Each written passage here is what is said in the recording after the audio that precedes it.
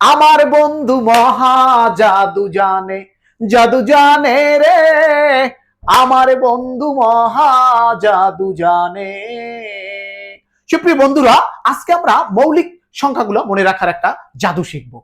যে কোনো ধরনের প্রতিযোগিতামূলক পরীক্ষায় মৌলিক সংখ্যা সবসময় এসে থাকে, যে 1 থেকে 100 পর্যন্ত মৌলিক সংখ্যা কয়টি, 1 থেকে 10 পর্যন্ত কয়টি, সেটা একটু আমরা দেখে নিই।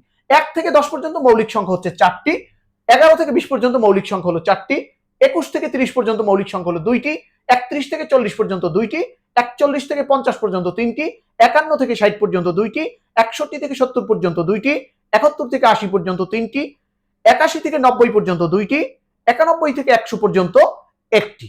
এই সবগুলো, এই মৌলিক সংখ্যাগুলো আমরা মনে রাখতে পারি একটা মোবাইল নাম্বার মনে রাখার মতো। 4422 322